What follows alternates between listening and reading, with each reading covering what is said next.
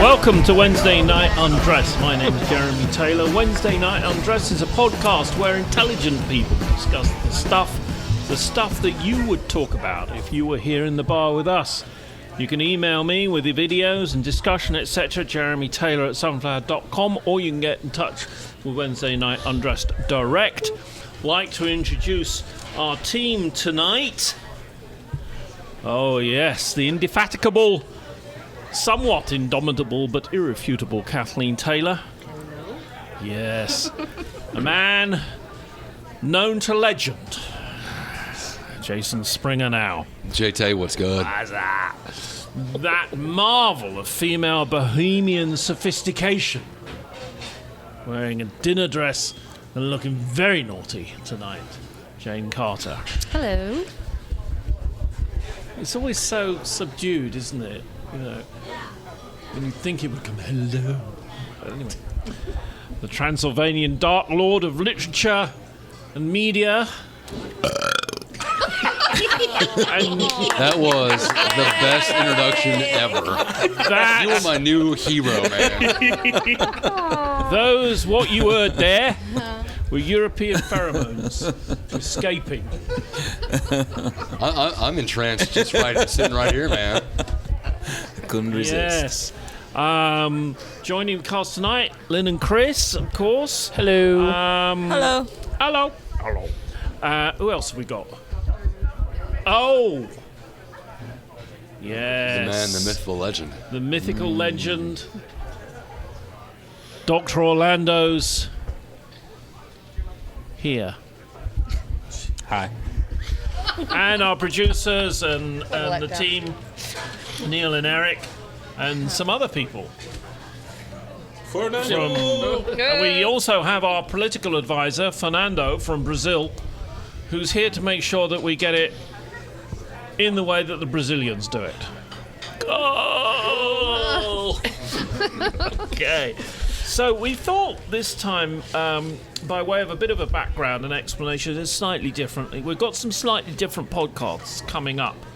But we thought we might start by having everyone describe sort of where they grew up briefly, and then talk about the socio-economic factors, religious factors, community involvement, and so on.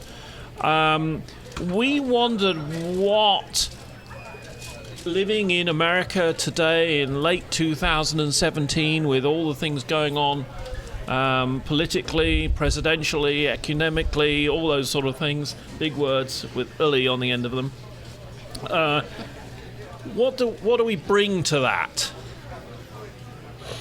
And since Jason is laughing at me, he can go first. What do you bring, Jason, to 2017, November 2017, from your childhood and your parents and what have you? What have you kept with you as a mooring what post? What shaped me the most, is kind of thing? Yeah, if That's you like. That's a perfect starting spot, yeah. Okay. What's shaped you the most? I would say, in my childhood experience, probably the one thing that probably shaped me the most as far as who I am now was probably my parents getting a divorce. And I don't mean that in a negative way. Because my parents were divorced, they were very two different people, and so I got to see two different sides of the coin, whether it be politically, economically, socially, and so I got a lot of just firsthand experience on kind of both accounts, and I think that has probably made me more open and more accepting of people as far as who they are, and no matter where they come from in life. And it's also, I think, made me really value the idea of my friendships are based upon people who are genuine and people who have a lot of integrity and just are themselves. But yeah, I would say probably my parents' divorce is probably, I hate to say this, I know it sounds weird, but it's probably one of the best things that ever happened to me. So my question is, how did the follow-up to this, which I'm going to ask other people, is that stuck with you as a big block of stone, you know, or a mooring or a tree, however you want to put it? It's been part of your life. How does it affect what you do today?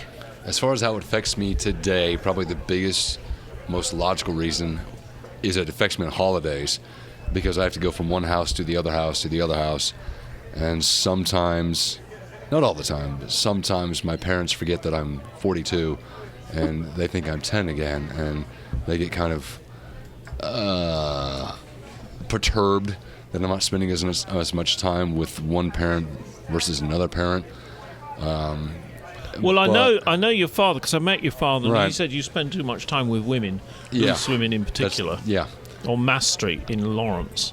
That's what he said. Well, that's because he recognized that I'm learning from you. Yeah. So you know, he said he was somewhat jealous. Yeah. But So I got a question for you. Yeah. Dr. Orlando. So you essentially grew up in two households. Yes. So you've seen The Departed. Yes. So was don't ask because I don't remember it because I really didn't like it. No. That's okay. That's okay. In the movie, Marky Mark is talking about. Marky Mark. Yeah, I'm sorry, Mark. There you go. See, that. that right there is why I don't remember the movie because that's all I could see was Marky Mark. I couldn't see Mark Wahlberg. Okay, so he's talking about Leonardo DiCaprio's character when they're trying to make him into the spy for against Whitey Bulger's crew. Right. And he basically says, you have two personalities. You've got the personality that you had at your mom's house in the nicer part of town, or your dad's house, the nicer part of town. Your mom's house, the cruddier South Jersey or South Boston, South Boston kid. Did you find that you had like a different personality when you went back and forth between houses? I wouldn't say I had a different personality, but I would say I was probably more relaxed, And I'm not saying that I was more relaxed in one house versus another house. I was just more relaxed in different fashions and different social aspects, maybe in my father's house. Right. But then when I go to my mother's house, I was more relaxed in maybe different other social aspects and social functions. And I never really had I never really felt truly comfortable as a kid. Right. Because I always felt I had to, in some way, walk on eggshells for my parents just in different ways. And it took a long time for me to work through that and get comfortable with myself and who I am. But I would say that was probably, to answer your question, that's probably the biggest thing. I wouldn't say I had a different personality, but there are certain behaviors that I would have to maybe adopt so I could function and be more comfortable in a given household. Right. Yeah. Let's move up. Similar question to Kathleen. What events in your childhood, and I do mean childhood, I don't mean teenage years or when you were 23, I mean your childhood. Perhaps we should say before you were 14 or something, in your childhood that maybe it didn't happen before she was 14. Yeah, that you bring to your life today. Okay, I think I've just described before the feeling of betrayal that I got from a church that had promised to come to dinner with a mixed race dinner because my parents worked with a black group for racial equality, and the pastor in the church had just given a sermon on brotherhood, so they invited them to a dinner to get acquainted, and at the last minute the church said, "No, I don't think we'll do that after all." Yeah. So it was exposed as total hypocrisy, and my parents were unable to keep that, from us. So I'm gonna and ask so questions that every time somebody talks. completely. I've got lots of questions. Yeah. For you. So like, is that notion of hypocrisy? Is that something that you can recognize from your family? Like, does your family place a high value on being honest? Not being Yes. not being hypocrites. Being genuine. Yeah. Being genuine. Being genuine. I have a very large family. Right. Okay. What's large in your? My father like the was. mafia. Shush. My father was the youngest of 10. Gotcha. My mother was a middle one of 5. Gotcha. Many of whom were around here. I have more cousins than I can count. I haven't even met some of them. Right. First cousins. But we were very close with my mother's family. They were more. My father was the youngest of his 10. So family has always been a big part of my life, Gotcha. and all of them are very salt of the earth and do not like hypocrites. I kind of feel like that is. I'm very similar. My parents both they are both broods of 14. Yeah. So, I wouldn't know half of my Brood, good cousins word. if Yeah. they like walked Chris, up and what punched me about in the you? face. Yeah. We have to keep it quite tight because we've only got 3 hours. Chris, what about you? You know, go back to your childhood. What events in your childhood have affected how you operate today? And I'd like to change it slightly each time we ask someone. So, not how they affected you when you were 20. Yeah, I got. How do they affect you today in your thinking? I have a very specific event that occurred to me. It was in the 4th grade. A friend of mine and I decided on playground day, or during playground, that we'd play keep away. And for whatever reason, we decided we'd be the only two in the middle, because normally when you catch the ball, you know, you get to go outside and the other person moves in. It led to a big, huge conflagration, and it really led to my social isolation in the 4th grade. It led to my social isolation throughout pretty much the rest of my childhood, every school years. I mean, I just kind of became an outcast, you know, even in the 4th grade. I mean, we actually had therapists come into the school and chat with us about what happened, and it really kind of set me on an interesting trajectory, which really shaped me, because it really gave me quite a different perspective on society as I grew up, as I watched all the kids behave around me in, you know, ways that I just found kind of bizarre. So it was a really severe bullying incident Yeah. involving lots of kids. Well, it's also partially my fault, because I took swings at people, and it just kind of became, as the therapist was saying early on, that I sort of became like a television, and the kids would like to turn me on because I'd react in really And what does that mean ways. for your life now? It took me a long time to get to where I am. I mean, for me, I kind of floated through life quite a bit. You know, I just kind of floated along. I'd have friends, 1 or 2, never really, you know, lots of friends, but I'd have 1 or 2 really good, deep friendships for a couple of years. You know, there was couple kids in junior high. There was one kid in high school. There was a couple in college. And really, it was college that finally... it was probably the best thing I ever did was join a fraternity, because I had a bunch of guys that I met who really didn't let me be kind of in that isolation point. So how does that dragged me out. affect you now that you're in your early 70s? It's getting better. I mean, you know, marrying my wife was good, because that has drawn me out quite a bit. It's, you know, helped me Why kind is of... she rolling her eyes? I can see your wife at the moment. Because she doesn't usually like it when I bring her into conversations like this, but she's happy about it now, because it's affected me in that, you know, I'm just sort of right now kind of coming around to doing things that I really kind of wanted to do, you know.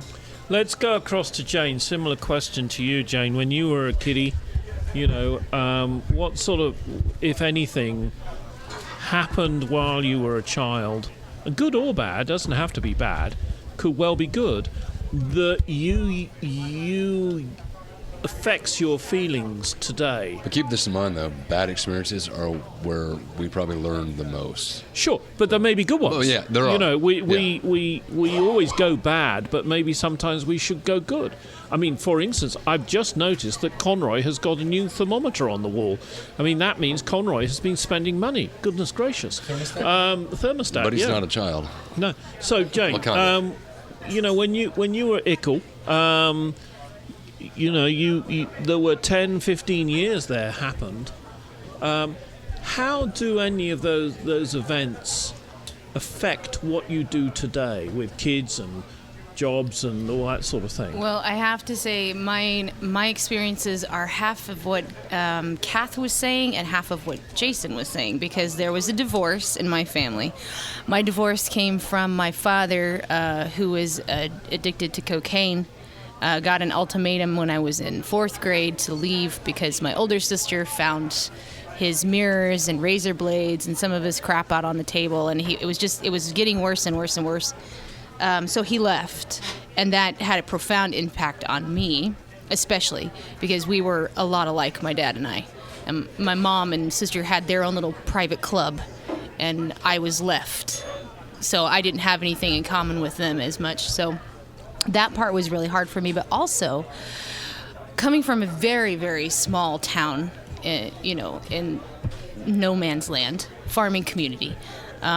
The hypocrisy of the Bible Belt and the stigmas that get placed upon you when things like this happen.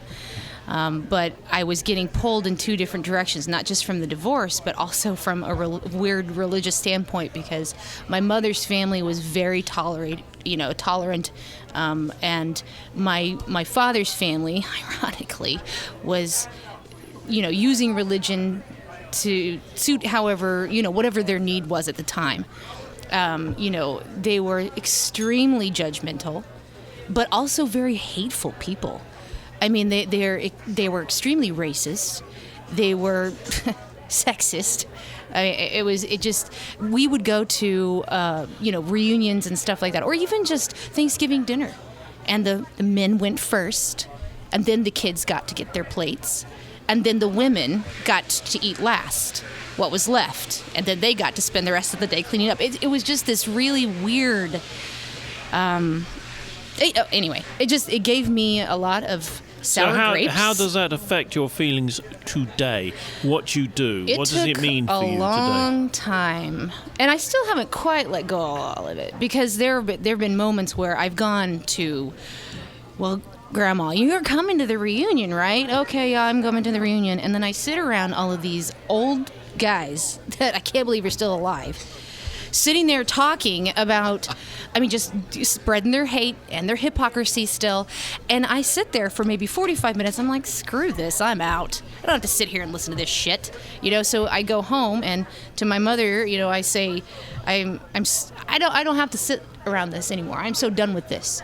And she'll say silly things like, well, look on the bright side, they'll all be dead soon, and then you won't have to put up with that shit anymore. But it's taken me a long time like a wise lady. To realize, however, after that ridiculously long spiel, that I'm lucky to have come from where I do, because it has given me great insight of who I do not want to be. I can also sit and curb my wish to immediately attack and berate. I can survive there, and I can survive here. And it doesn't matter where I go. I get all different groups of people. Don't have to agree with them. It's just taught me a lot of who I want to be and how I want to behave. So how did you learn to curb that tendency? Years of practice. Was it literally just practicing, holding it in? Some of it. And then I think the other thing was making friends with people from other places. I started when I was a senior, and I had a friend from Germany. And then when I went to school, I come from an all-white town. There is no diversity whatsoever. I know that I've actually, the last time I was there a few weeks ago, I was like, oh my gosh, look, there's a black kid sitting over there. Holy cow. Well done, little town. I'm just like, yay, and it just seemed it's slowly starting to change. But when I went to college, I'll never forget this, and this is super embarrassing to admit.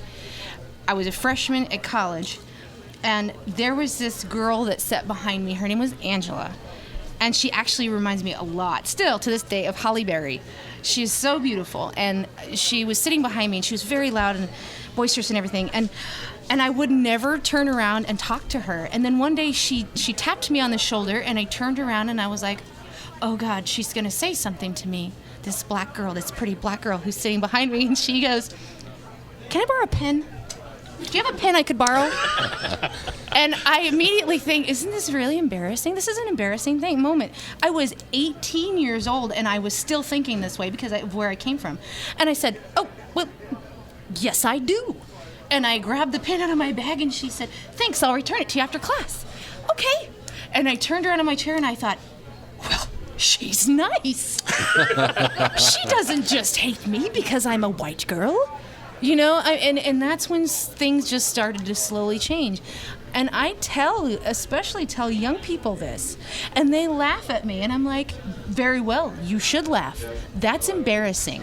And it's not that my mother's side of the family ever preached that kind, they were always like, accept and be kind and blah, blah, blah. But man, my dad's side had infected my mind in a way, because I believed half the stuff they said. I didn't know any better. Ivo, you were brought up in Bulgaria, I imagine in Sofia or nearby, and different world to the world that folk here in America were brought up to. Myself in the UK. Yeah. I don't know about Lin in China, but we'll come to Lin in a minute. Yeah. What about you as a kid and stuff that you hold on to today? So, you were a kid till you were, say, 10. Mm-hmm. Then there was a gap of a few Of years. 40 years. And then all of a sudden now in your 40s. What do you hold on to from then? I mean, it was an eclectic childhood. Can I sort of force a question on you? Yeah. Okay, you know what? I'm really starting to understand why you're called Doctor Orlando. Yes. I feel like we're How on do your you feel couch. about Well, put it this way.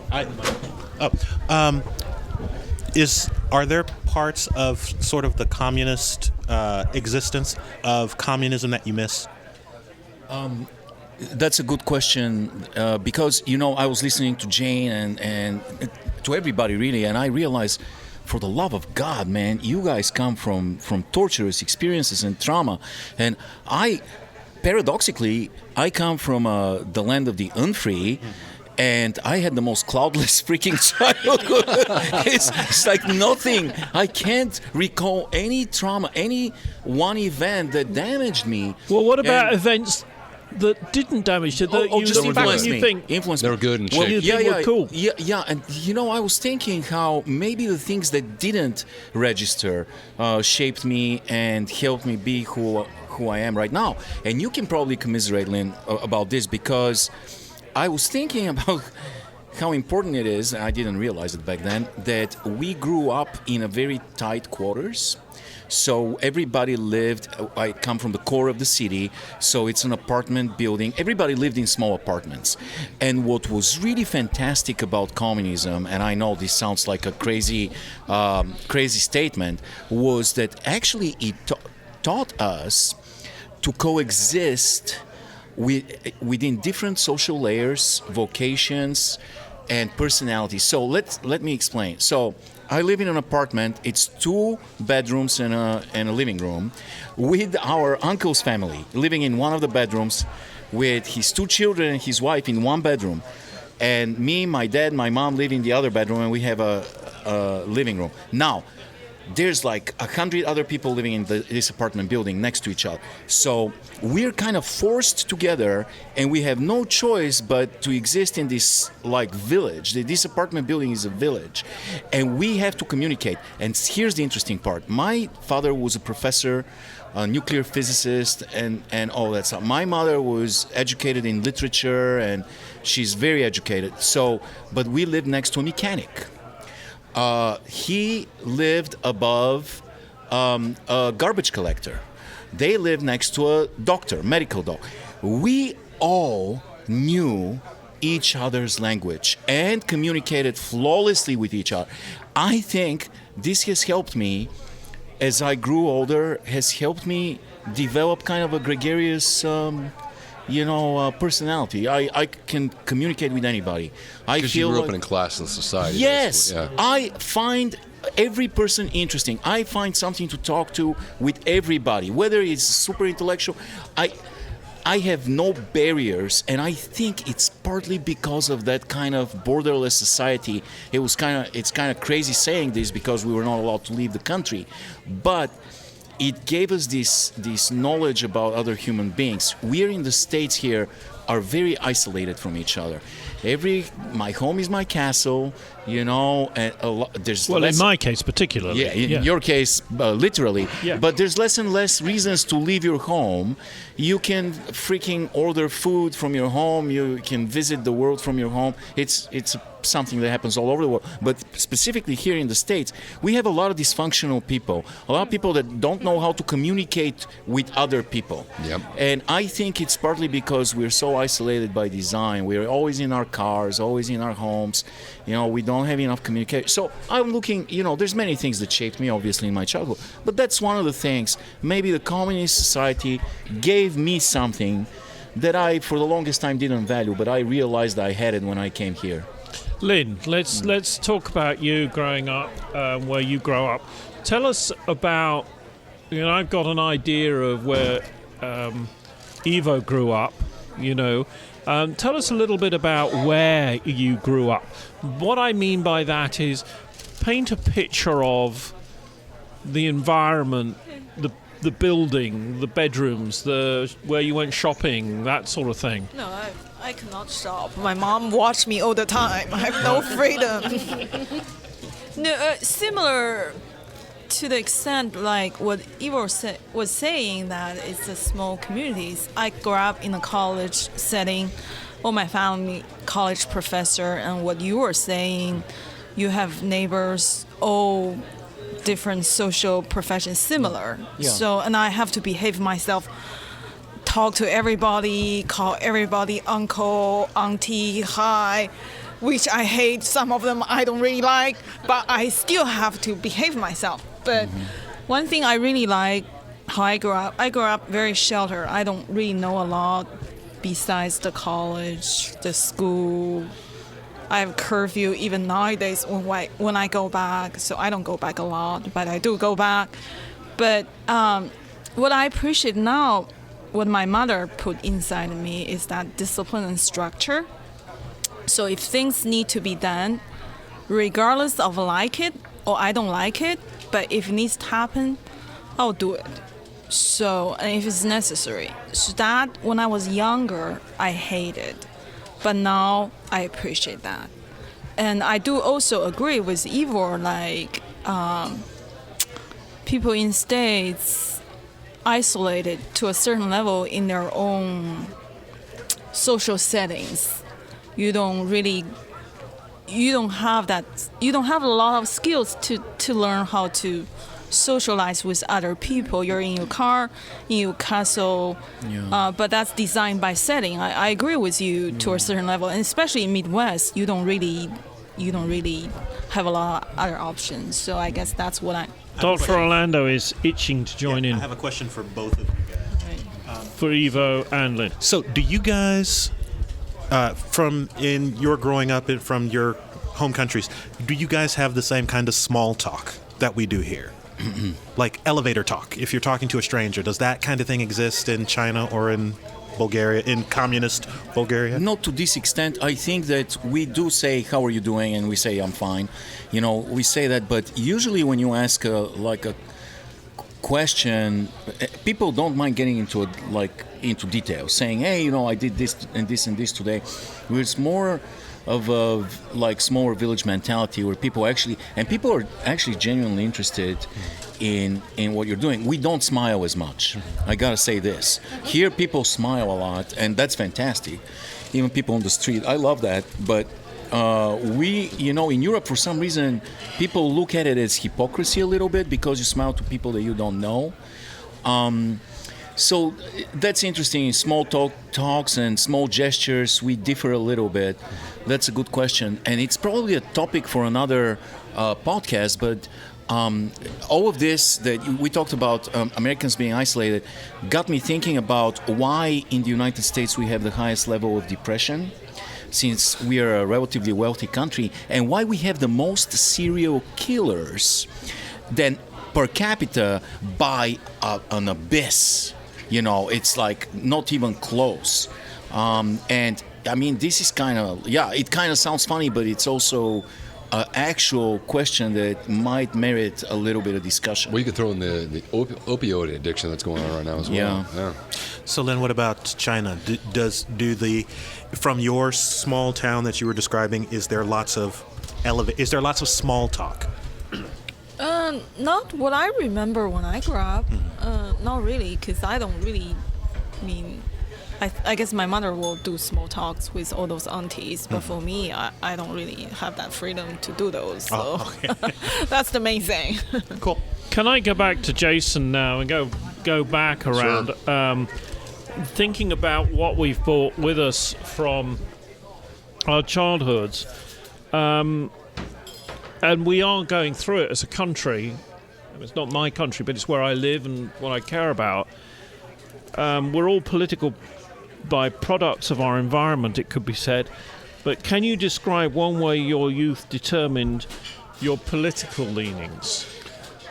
Well, I mean, just because I had the exposure of everything. I mean, on one side of the coin, I had I had a lot of Republicanism, and then from my father, he was a staunch Democrat, and so I was exposed to the whole spectrum. I wasn't forced to kind of live in a home with two parents who were staunch Republicans or staunch Democrats, and then I just kind of sucked it in because I lived with them.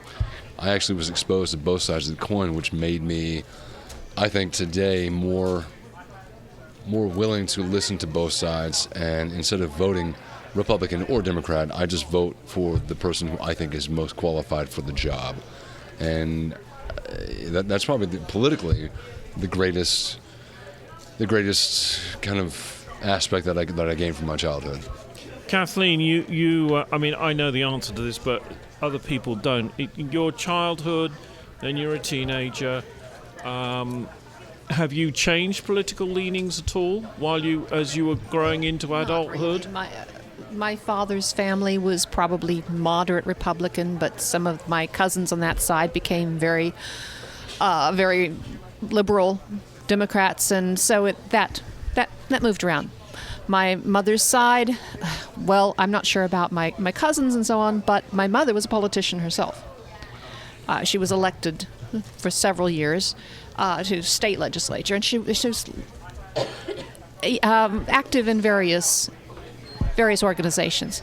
And I got my love of politics from her. I know that. Dr. Orlando, what about you? You were brought up, I think it's okay for me to say, you were brought up in East St. Louis, and deeply religious family.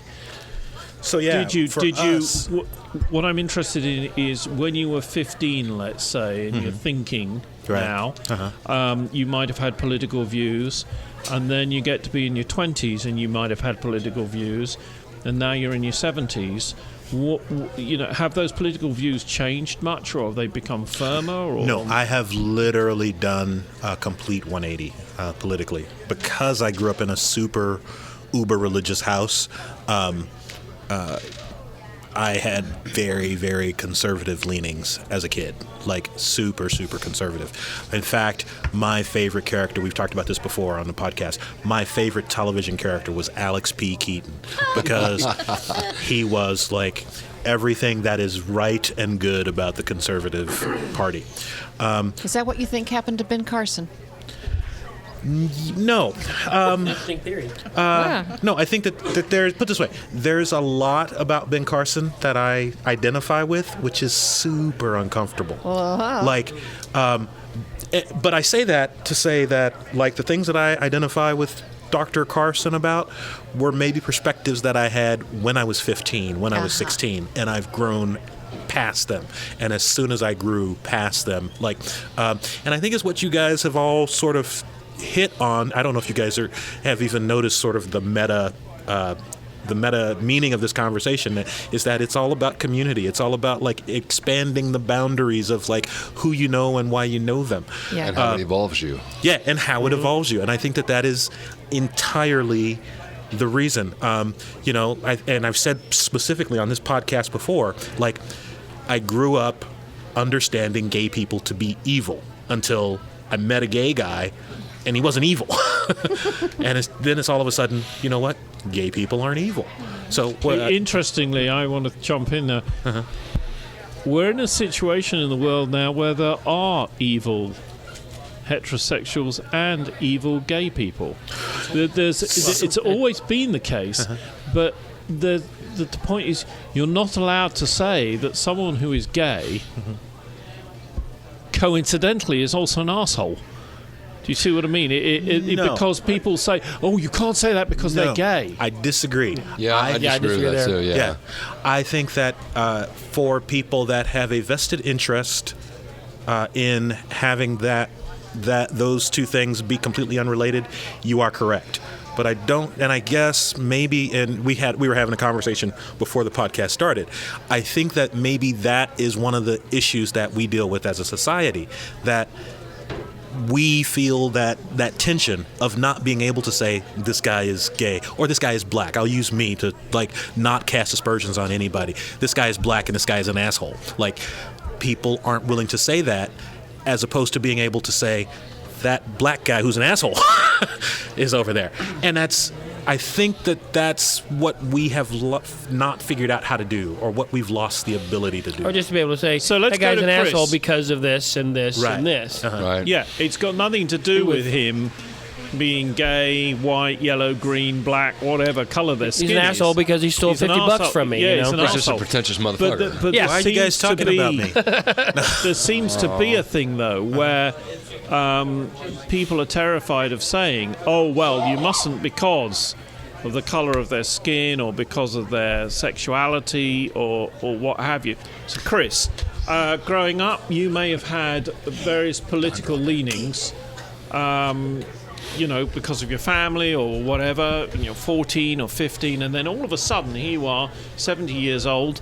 Are they still the same, do you think, or have you changed? Pretty much the same. I mean, I grew up in a fairly liberal household. However, my dad probably leaned a little bit more conservative than my mom did. On my mom's side, it was pretty much kind of split down the middle. Half of her family is pretty conservative. The other half of her family was fairly liberal. So there were lots of really interesting discussions that would go on when I was a kid. And I don't really know when my political leanings really started, but ever since I can really remember, I've pretty much leaned conservative fiscally and liberal socially. So you're like one of the more socially liberal guys that I know. Does that show up in your family at all? Oh yeah, my mom, is definitely liberal. My dad was pretty much kind of like me. He was socially Gotcha. liberal. But he was, fiscally conservative. None of my mom's side of the family who were conservative were really, anti this, anti that. They were just kind of indifferent to a lot of it, except maybe for one or two. But the more I read, I'm so happy that my mother had me read Harlan Ellison's Invisible Man. It was one of the most influential books I read as a young teenager. I discovered Zen and the Art of Motorcycle Maintenance, which was another really great book that just kind of opened my perspective to philosophy as a young Brilliant kid. book. And but. Jane, what about you? As again, growing up, small town America, you could say small family, big family, whatever. But then you went off to college. Did you have political views? Because I'm interested. I'm sitting here listening to all you clever people who went to college, which of course I didn't, and I didn't have. I realised that I didn't get political views till about 20 years ago. 25 years ago. Well, I didn't think I did. It's funny because I really didn't think that I had political views until all of a sudden one day I did. Mainly, and here's the funny thing also, I've been listening to all of you, obviously, and there are a few people at this table who can say how it's ironically scary how you could have easily turned out the other way. With what Dr. Orlando was saying, there are certain experiences that it really is all about who we meet, the people we meet, and their perspectives and how they change your mindset. But also, because and I love this because it really ties back into the older you get, the more you start having epiphanies and realizations. You really do. And I used to make fun of that, but it is true. If my father hadn't have left, I could have very easily turned out just like him.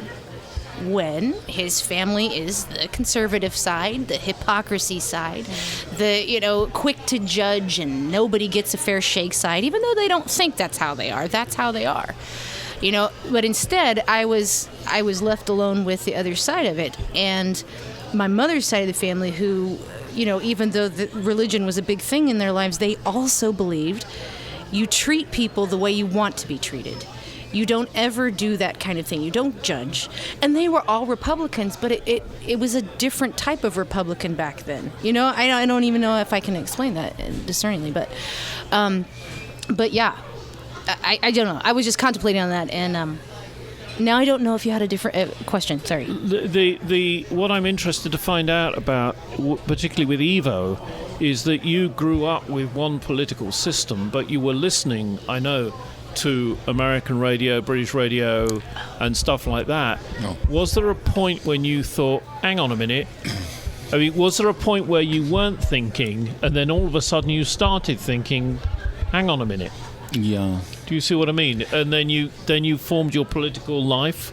Yeah, we were so oppressed that you didn't really have a political leaning. If you had a political leaning, you'd be leaning against a prison cell wall. There's no choice. But you're right. Maybe I was 12, 13 when I noticed that my father was listening late at night to Radio Free Europe and Voice of America, and I started listening, and I realized there's an entire different world out there. But we were not allowed to have anything else but the Communist Party. You had to support the Communist Party, and we were kind of indoctrinated from very young age. We had to join in first grade. When you're 7, you join the youth communist organization. Then 2 years later, you joined the junior communist organization, then the Komsomol, and then the Communist Party. It was a progression that was followed by everybody. You had no choice. You had to do it. And it was when we were kids, when we were in first grade, they would take you mandatory. It was mandatory to the mausoleum of our great leader, former dictator, who you walk in this stone-cold catacomb, go through the labyrinth, and go into this central room where there's a mummy. Imagine how traumatizing this is for a 7-year-old looking at a freaking mummy that you're supposed to worship. And it was pretty scary and depressing world, and we didn't have, most importantly, there was no access to information. And this is what's really scary and relevant right now. Because I see, having that perspective, having lived in this world, I see a very, very focused effort right now to do away with free press. It's really sinister. It's happening step by step. And because I've been there and I've seen much more refined propaganda, I see this guy now trying to basically deauthorize anybody that actually reports reality. Yeah, I don't like what you say, and therefore you can't say it. Yeah, you can't say it. And it's not true. But he's also building the case slowly by repeating the same lie over and over again, fake news, fake news, fake news. He's building the case that this is actually not authentic representation of reality. And he has, we had one source of information. It was the party line. We had one newspaper. It was called Labor's Workers, Работническо дело, Workers newspaper, whatever. And now we have a guy that has turned Fox News into his petting zoo, and this is what we have, and it's really really troublesome for me because I've been there. So what formed my opinion is probably a reflex against anything to do with socialism and communism. When I first came, I was militant anti-communist when I came here. So, question, and I'm just going through it. So you discover one evening, I mean, I'm not suggesting you remember the evening or anything like that, but your dad's listening to Radio Free something or other. Yeah. Did you decide that you might want to do that too because that was cool? Because your dad is a cool guy. I mean, he's a bit like a short version of the Fonz. Yeah. I mean, he's all sorts of cool things he does. Yeah. Did you think he was cool? I just didn't even register your question because I can't stop thinking that you have your glasses upside down.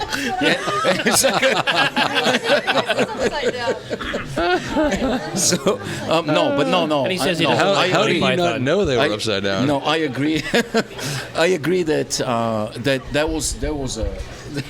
was an angle. You're right about this, that I wanted to do this. But also, when I arrived here and I learned about the system here and more about the two parties, I became really kind of left of the middle, and I believe in this. Let's ask Lin, who again. I'm sorry. Before we ask Lin, nobody's had a chance to ask you. Well, we're going to Lin, then we can come to me. Okay. Let's ask Lin. You also grew up in a communist country, very different communist country. Is it different? Is it different from what Ivo describes? Well, I I can relate to his experience, like his father was listening to Voice America, because my father is the same thing. But for me, my point of view, I was pretty much shut out from all of them, because I think my parents probably really did not want me have anything to do with all of them. Don't even touch it, because they haven't gone through all of those old. So another part of your sheltering. Oh yeah, because they feel probably it's better and secure for me. I don't even need to know. So I pretty much grew up. Well, is that because they think, oh, you're a girly and you don't need to know these things? No, because they think I don't need to know that because it's safer, it's better. Right. I see. Yeah. And because I can use my time to read a book. So. Right. Yeah. No. What about you, Jeremy? What's up, J-Tay? It was interesting. I mean, I was brought up in a big house, and we travelled around and spent holidays in different places and flash cars and all that stuff. But I know your father and your mother had different politics. Yes, interestingly, my father was a conservative, so think Republican. He used to get very angry about, you call them projects here, so city-owned accommodation. He used to say, well, you only have to drive down we call the council estate, but the projects, I'll use the word projects. You go down there and you notice they've all got new cars. Oh, how dare they? How dare they? We're paying for that, you know. And he used to get very angry because when Labour, the Democrats, got in, he would be paying high taxes. Interestingly, he was an architect, and one of the big jobs they had was working on redesigning the old Victorian prisons. We have some truly evil prisons in England, or we did. And his architectural practice were brought in after a lot of prison riots to redesign them and modernise them and what have you. And so I can remember at Christmas lunches often him raising a glass and he'd say, here's to crime, because the Labour government was not only, it was giving him a lot of work. So although he had to pay high taxes, what was interesting was that I discovered later on in life that my mother had voted Democrat all her life. She told my father she was a conservative like him, but in fact, lied. She lied. She was a Democrat. But if I'm honest, before I get interrupted here by the good doctor, I didn't really get into politics until I'd sold my business. So we're now in the mid-90s. I didn't think about politics, and that's why I was interested in talking to Ivo and maybe Jane, is I wasn't into politics. I just didn't care. Oh, we've got a new prime minister. Good. Okay, cool. What's next? You know, I didn't think about it any more than that. And I think one of the issues, a friend of mine in England told me today, I was talking to the UK today, and he was saying, well, what are they complaining about? They all voted for Trump. Why are they complaining? And that's what people in different countries are thinking. What are you complaining for? If you were that concerned about it, why didn't more of you vote against him? But in any event... So much to say. So much. In so much any to event, say. Here's the thing. So I have a business, right? And when you run businesses, in this case it was a real estate business, we wanted to take people out to lunch. Where could you take people out to lunch? The local conservative club, right? I didn't think of it as being conservative. It was just a place where I could go and get lunch, called the Con Club. It was called the Con Club. And so I would go there, and you get. I just pictured Mycroft home. Yeah, right. I'm sorry. Yeah, it was a bit like that actually in many ways. So I'm a member of the Con Club. Then I packed it in because it's like being in Rotary. It was just expensive. I didn't do it. And then later on, I sold my business, and I met this amazing woman. Her name is Nan Hurst. And she is one of the most amazing women I've ever met.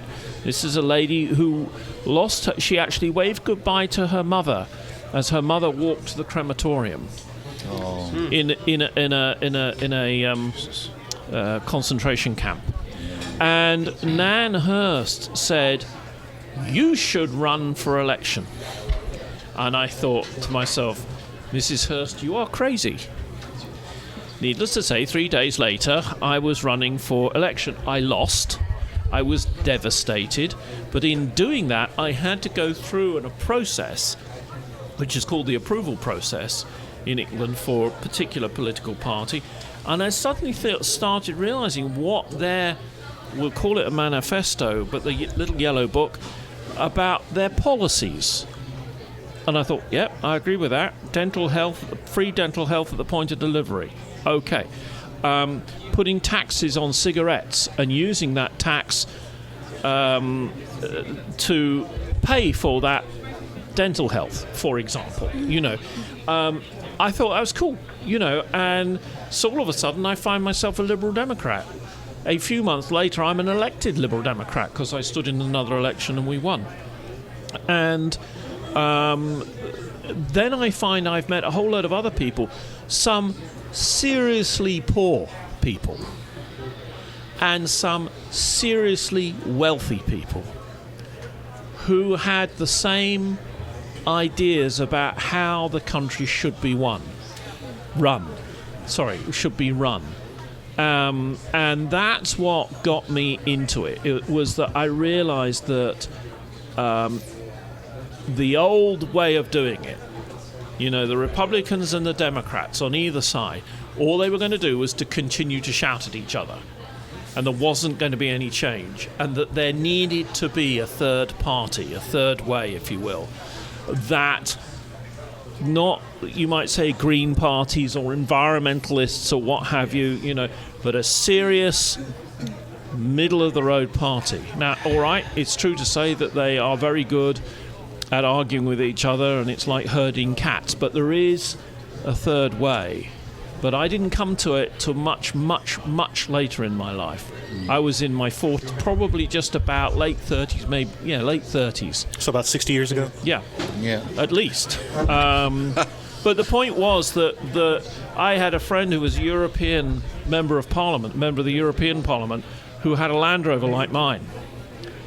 And he had big bars on the front. James Dyson. And he had big bars on the front of his Land Rover, right, which is supposed to be called rhubars, right? And we used to chide him that it was okay to drive the Land Rover because he was prepared to pay the tax on the petrol. What wasn't right was to have the bars on the front because that was unfair to animals, And so, and you have some real thinking people doing that. Lewis, I've lent you a book by one of those thinking people, and you would recognize him as being someone who is a real, maybe not quite up with Einstein, but way above our level. Right. So that's me, and here I am in America looking at, I've been brought up with respect. I don't do religion at all. Yet if I was to walk into a big synagogue in the middle of New York, I would treat it with respect. If I walked into a cathedral, a Catholic cathedral, I would treat it with respect. If I'm in China and I go to the Hall of the People or something, that's your place, if you will, or the people's place. And so you treat it with respect, right? And you don't do what happens, I don't think, the current president has respect. Now, he may be a very good businessman. I don't know. Not going to argue that. No, he's not but it's about respect. And so my politics are largely about respecting other people, and it happens to be a biblical quote, but it's irrelevant. He respects very white people. Yeah, He respects but I think extremely white I think people. People the way you expect. If you can get a moon burn, you will be respected by them. I think it's very much the people talk about the Bible and the other books, the Kama Sutra, the Quran. What are the other ones? That's real religion. Oh, yeah. It's about do unto others as thou would be don'st to. That's the important thing. And as the late president, well, he's not the late, but the President Bartlett used to say, you don't, walk in a Roman's footsteps. You know, if you hurt a man from Rome, Rome is going to come looking for you.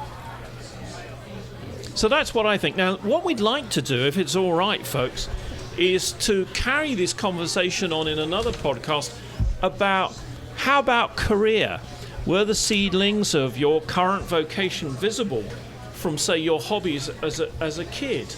I wonder. You know, those sort of things. I know with Chris, for instance, you look at what you'd like to do next or are doing next. What about your relationship to money? Does your early environment bear any relation to your current financial status or your current feeling about money? So take it from me. I hate money.